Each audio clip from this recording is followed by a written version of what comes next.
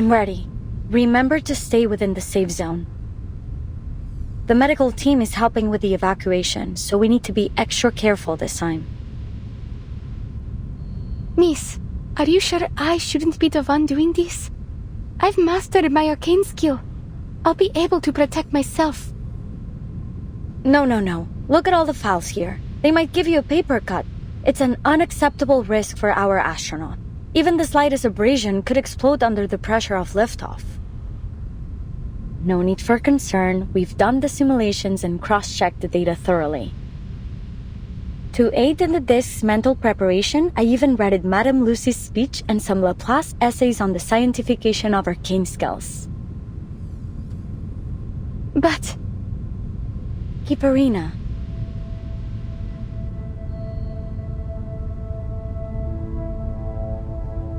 Take the others behind the blast door. I'll use my arcane skill to protect the field as much as I can. In order to maintain communication, you'll need to stay behind that door, or else the signal will be disrupted.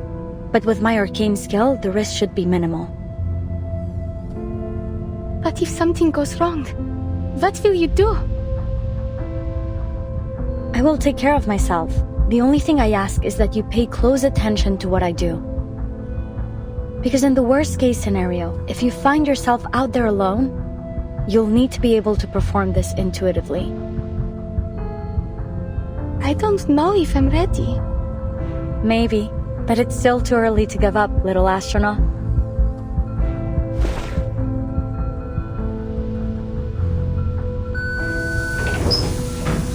But...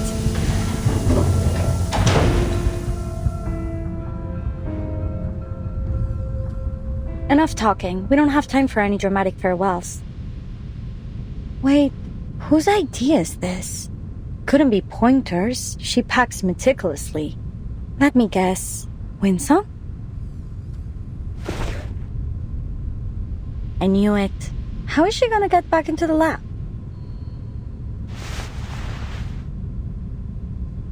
I'll just have to surprise her with it later.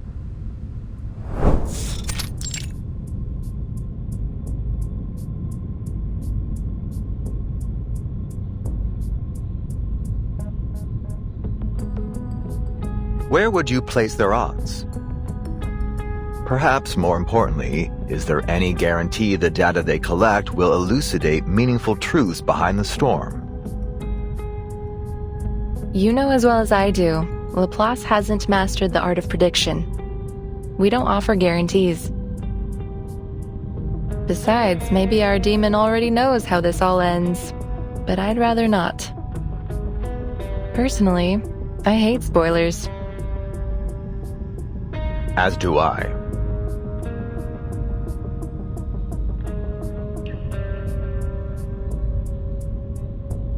Slackers!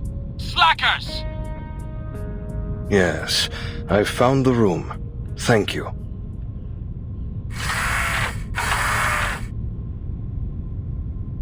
Is that Adler? Mr. Ludwig?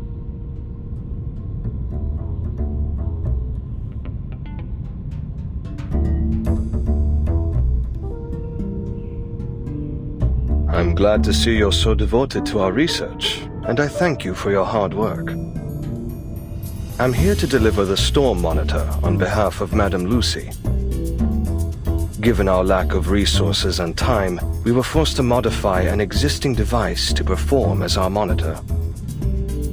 It was originally a robotic assistant, something to set daily schedules and work reminders. You already noticed Adler's voice. It's synthetic, of course. His colleagues originally developed this machine for him as a humanitarian gesture. It was trained to mimic his voice, an attempt to keep him social. It ultimately proved ineffective in that role, so now it will serve as our monitor. I understand. Given the circumstances, recycling resources is wise. Though I struggle to see how a robotic assistant could be a humanitarian gesture. Your appreciation is noted, and I supposed you might. In fact, this vacation Madame Lucy sent you on to Plesetsk is a kind of humanitarian gesture on her part. Perhaps she hopes you'll gain a deeper understanding of the term.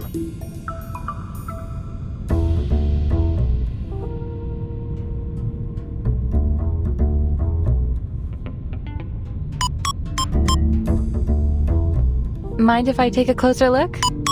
Wow, there are a lot of voice packs programmed into this thing. How to temper steel. Madame Lucy's voice, I'd bet. And then what else is here? Sweetheart? The Superstar? Oh, and Sputnik 1 too. Warm and fluffy company? Who could that be?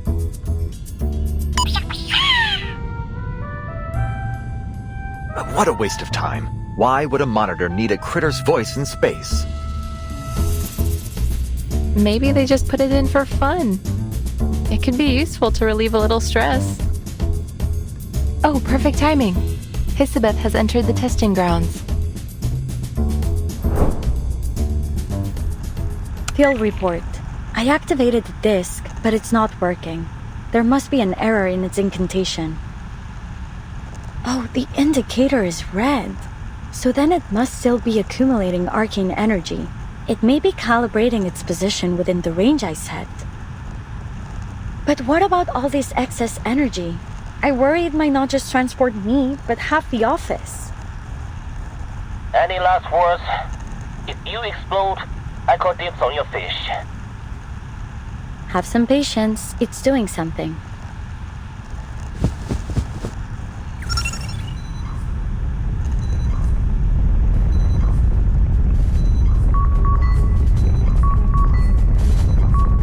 Bad news. I don't think any of those fish are gonna survive. Wish me a safe journey.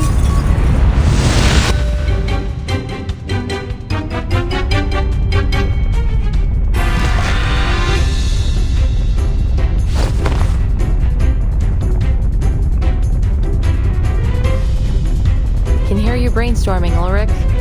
It's oddly literal.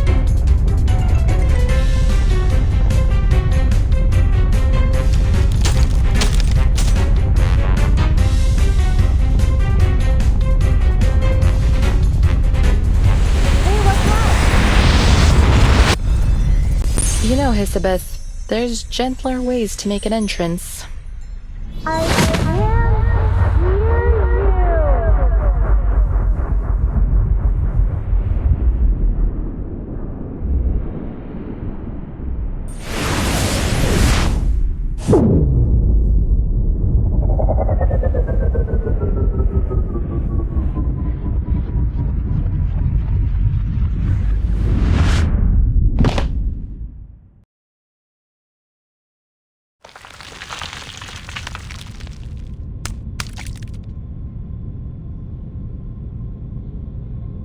Poor fish.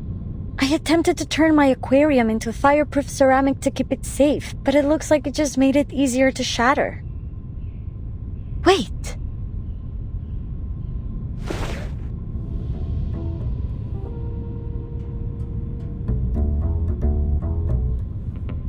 Uh-oh, I forgot about this. Luckily, it didn't affect the card itself.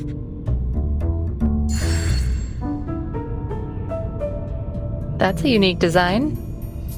Thanks. It might make for a nice conversation piece.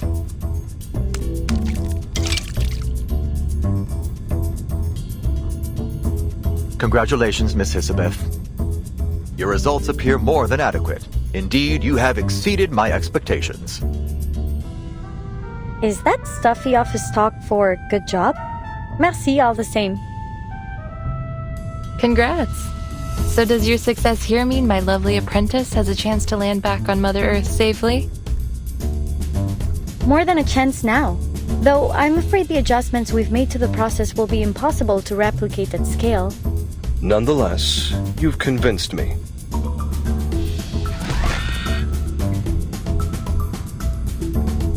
Your application for delayed evacuation is approved.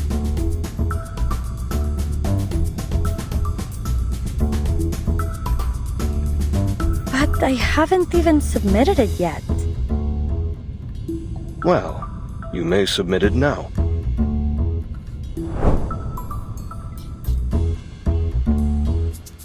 So, that's why you're back here with that torn-up application form? I gotta tell you, it's impressive you managed to piece it back together.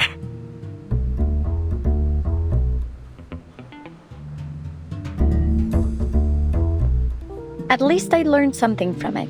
Don't teleport paper products without a protective sheath. They seem so close to success.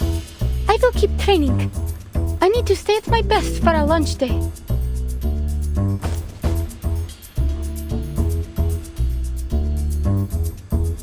I know. I won't push myself too hard. Thanks, Voyager. We don't have much time left. Remember to rest too while you still can. You should take a day off.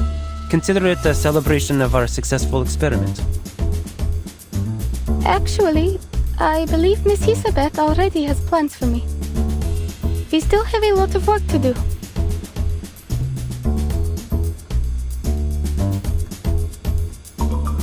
Plans? Yes, that we do. I need to train you to use the monitor. You will have to confirm the final coordinates on the disk and be able to perform the final safety checks before launching. Oh, I think it may be necessary to implement a particular procedure that Ludwig mentioned. A humanitarian vacation.